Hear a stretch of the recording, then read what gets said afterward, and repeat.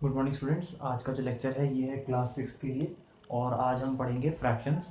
सो fractions एक नया chapter है, ये है आपका 5th चैप्टर बुक में। सो फ्रैक्शन क्या होता है, ये बहुत सिंपल सी चीज़ है। यानी कि कोई भी नंबर हमको अगर p अपॉन q के फॉर्म में अगर दिया हुआ हो तो वो होता है एक फ्रैक्शन। जैसे कि अगर मैं एक नंबर लूँ, जैसे कि है 3/4, तो ये जो 3/4 है आप देखिए कि p अपॉन क्यू के फॉर्म में, यानी कि p है होता है, जो आपका p होता है, p stands for numerator, p होता है न्यूमरेटर और q होता है डिनोमिनेटर।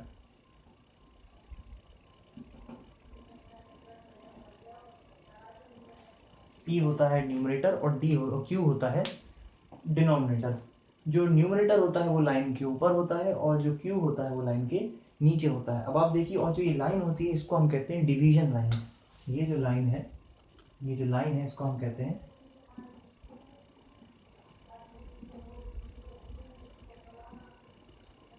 ये लाइन होती है डिवीजन लाइन, ये डिवाइड करने की लाइन है। अब आप देखिए कि जो भी नंबर जैसे 3/4 है तो ये इसी फॉर्म में p अपॉन क्यू के फॉर्म में, यानी कि ये कंपैरिजन के लिए है कि कोई भी नंबर इसके फॉर्म में होगा तो वो नंबर कहलाता है फ्रैक्शन। अब ये हो गया आपका बेसिक कि p होता है न्यूमरेटर, q होता है डिनोमिनेटर और इसको कहते हैं डिवीजन लाइन। ये आपको कई बार पूछा भी जा सकता है कि p से मतलब क्या होता है या q क्या होता है। आपसे क्वेश्चन में पूछा जाएगा कि ये एक नंबर है, बताइए इसमें कि न्यूमरेटर कौन सा और डिनोमिनेटर कौन सा है। तो न्यूमरेटर हो जाएगा जो ऊपर होता है, यानी कि 3 हो जाएगा न्यूमरेटर, और 4 जो होता है वो नीचे यानी कि डिनोमिनेटर, तो 4 हो जाएगा आपका डिनोमिनेटर। सो ये आपका बेसिक है। अब जैसे कि और देखिए इसके हम क्वेश्चंस करते हैं।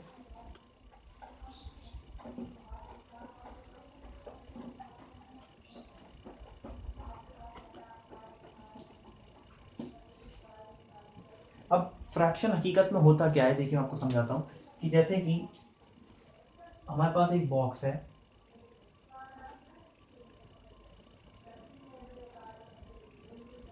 ये हमारे पास एक बॉक्स है जिसके हमने 3 हिस्से करे हैं, 1 2 3। अब इन 3 हिस्सों में से इसमें से एक पार्ट जो है वो, ये एक पार्ट इसमें शेडेड है। तो जो टोटल पार्ट्स है हमारे पास वो कितने हो जाएंगे, ये टोटल जो है हमारे पास 1 2 3, तो टोटल पार्ट्स आ जाएंगे आपके नीचे, वो हो गए 3, और जो पार्ट शेडेड है वो हो गया 1। सो जो इसका जो फ्रैक्शन हो जाएगा, यानी कि इस पूरे ऑब्जेक्ट में से इसका जो 1/3 पार्ट है वो हो जाएगा शेडेड, यानी कि इन 3 में से एक पार्ट जो है वो है शेडेड। तो इस क्वेश्चन का इस डायग्राम का, इस इमेज का जो फ्रैक्शन हो जाएगा वो हो जाएगा 1/3। सो ये हो जाएगा, एक छोटा सा क्वेश्चन था आपको समझाने के लिए। दूसरा देखिए,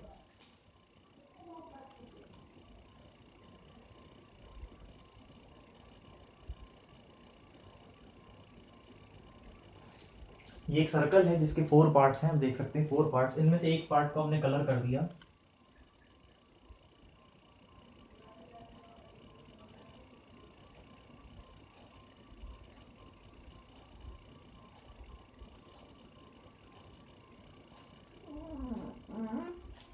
तो एक पार्ट इसमें से हमने जो है उसको शेड कर दिया।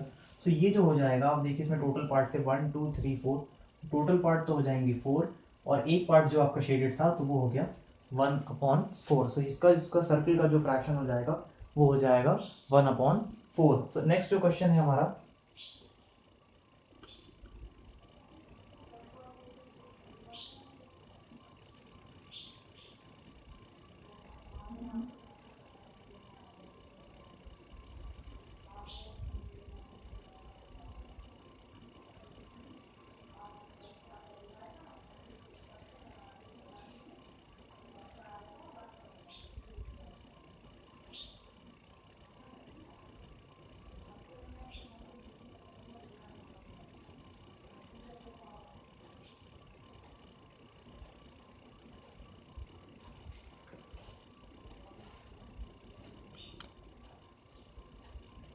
अब आप देखिए यहाँ पे कि यहाँ पे हमारे पास कितने ब्लॉक हैं, यहाँ पे हमारे पास 1 2 3 4 5 6, तो टोटल हमारे पास यहाँ पे 6 ब्लॉक्स हैं।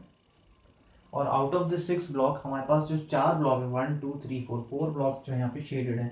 तो इस क्वेश्चन का जो फ्रैक्शन बनेगा वो बनेगा 4/6। तो ये बेसिक है फ्रैक्शन का कि फ्रैक्शन होता क्या है। तो ये होता है फ्रैक्शन, यानी किसी भी एक फुल ऑब्जेक्ट का, एक होल का एक पार्ट, कि ये पूरा होल था, इसके कितने पार्ट, 4 पार्ट्स, इसका एक पार्ट, इसका एक पार्ट, तो एक पार्ट इसका शेड है, एक पार्ट इसकी शेड है, इसके पास के 4 पार्ट शेड है। तो ये एग्जांपल्स हैं आपको समझाने के लिए कि फ्रैक्शन होता क्या है। तो ये 3 एग्जांपल्स हैं बेसिक आपके, ये फर्स्ट है, ये सेकंड और ये थर्ड। तो ये 3 क्वेश्चंस हैं आपके, इनको आप नोट कर लीजिए अपनी कॉपीज में।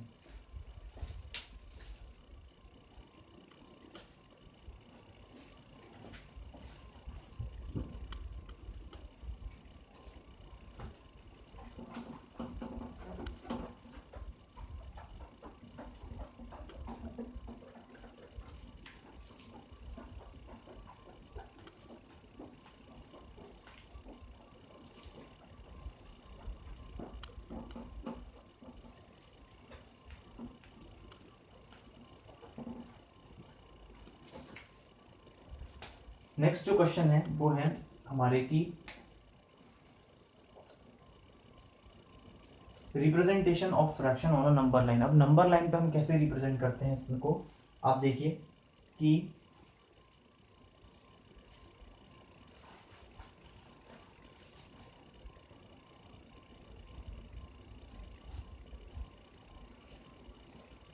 थ्री अपॉन 5 ये क्वेश्चन है हमारा, हमको इसको रिप्रेजेंट करना है एक नंबर लाइन पे। तो अब हम जो इसको करेंगे, सबसे पहले हम बनाएंगे एक नंबर लाइन।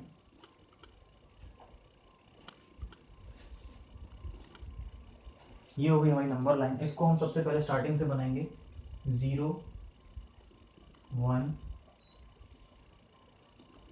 2 3। अब इसमें हमको 3/5 रिप्रेजेंट करना। अब हमको 5 पार्ट्स जो हैं, देखिए आप डिनोमिनेटर में हमारे पास 5, तो हमको टोटल 5 तो हमको दिखाने ही पड़ेंगे।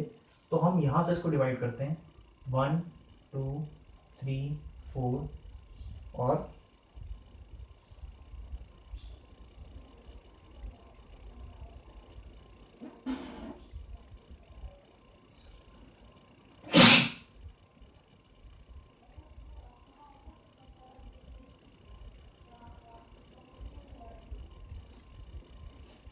अब ये आपका हो गया 5 पार्ट्स में डिवाइडेड, 1 2 3 4 और 5। अब इस 5 पार्ट्स में से हमको 3 पार्ट्स रिप्रेजेंट करने हैं। सो 3 पार्ट्स हो जाएंगे आपका 1 2 और 3, यानी कि यहाँ से यहाँ तक।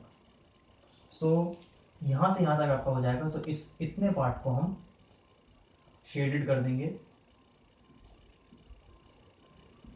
सो ये हो जाएगा आपका रिप्रेजेंटेशन 3/5 का रिप्रेजेंटेशन, ये आपका हो जाएगा। सो इस तरीके से हम जो है वो नंबर को रिप्रेजेंट करेंगे। किसी भी एक नंबर को हम, फ्रैक्शंस को हम नंबर लाइन पे इस तरीके से रिप्रेजेंट करते हैं। आप जैसे देखिए कि अगर यहाँ पे 6 होता तो हम 5 तक तो यहाँ तक ले गए थे, हम यहाँ पर एक और लेके जाते तो ये 6 हो जाता।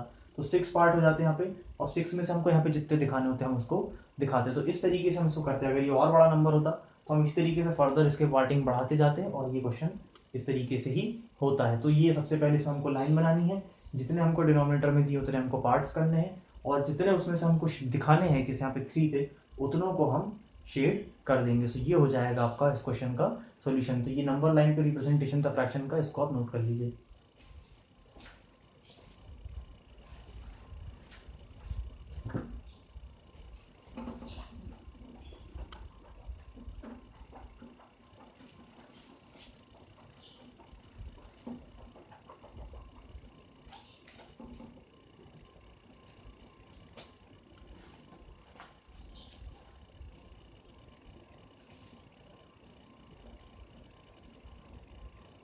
नेक्स्ट जो है हमारा जो एग्जाम्पल 1 है, एग्जाम्पल 1 है फाइंड 5/6 ऑफ 18, यानी कि 5/6 ऑफ 18।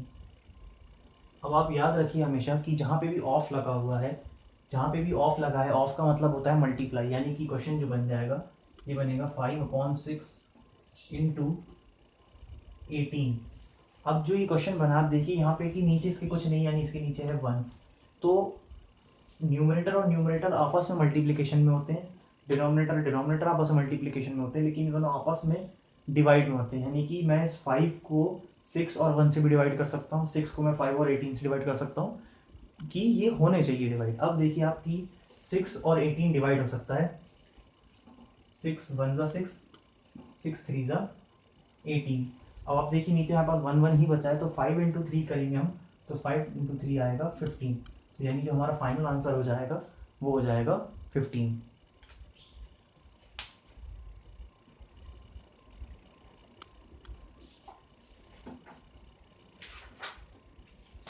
नेक्स्ट जो क्वेश्चन है हमारा,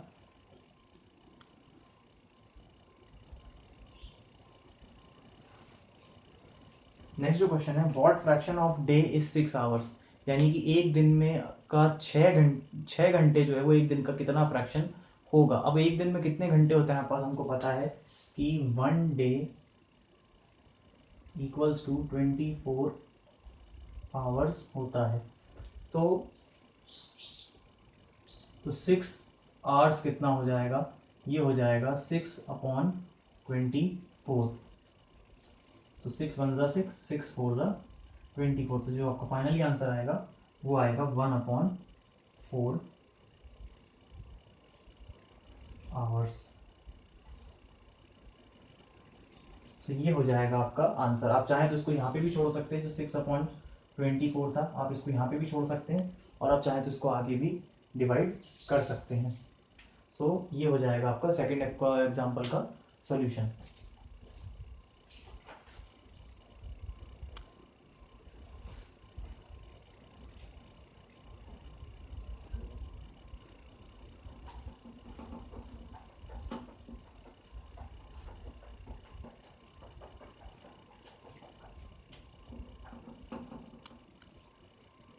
जो एग्जाम्पल 3 है आपका वो है, what fraction of a minute is 24 second, यानी कि 24 सेकेंड जो है वो एक मिनट का कितना फ्रैक्शन होगा।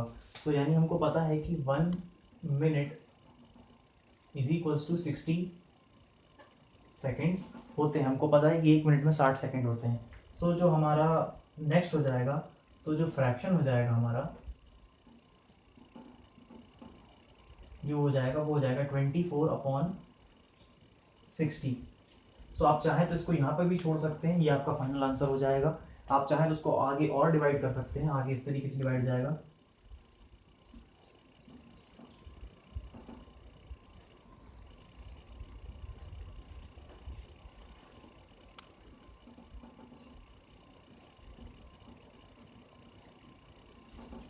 आप चाहें तो इसको यहाँ पे भी छोड़ सकते हैं, ये आपका आंसर हो जाएगा। और इसको आप कंप्लीट डिवाइड करेंगे तो आपका आंसर आ जाएगा 2/5। तो ये दोनों ही आपके एक्सेप्टेबल आंसर्स हैं। चाहे तो यहाँ पे भी कर सकते हैं, ये आपका और आगे सॉल्यूशन है, तो आप इसको यहाँ तक भी कर सकते हैं। नेक्स्ट जो क्वेश्चन है आपके वो वापस से नंबर लाइन के ही हैं, जैसे मैंने आपको बताए थे। तो आपको उसी तरीके से आपके नंबर लाइन के क्वेश्चन करने हैं। सो आज की क्लास में हमने पढ़ा कि सबसे पहले तो कि फ्रैक्शंस होते क्या हैं, फ्रैक्शंस को हम कैसे समझते हैं कि फ्रैक्शंस क्या होते हैं। उसके बाद हमने नंबर लाइन पे इनको करना सीखा। उसके बाद हमने इसके जो क्वेश्चंस हैं ऑफ वाले वो भी करे, और हमने एग्जांपल्स भी लगाए। सो आपकी जो फर्स्ट एक्सरसाइज है उसके हिसाब से आपका जो टॉपिक्स हैं यही सब सारे टॉपिक्स हैं। सो आज की क्लास के लिए इतना ही। Thank you.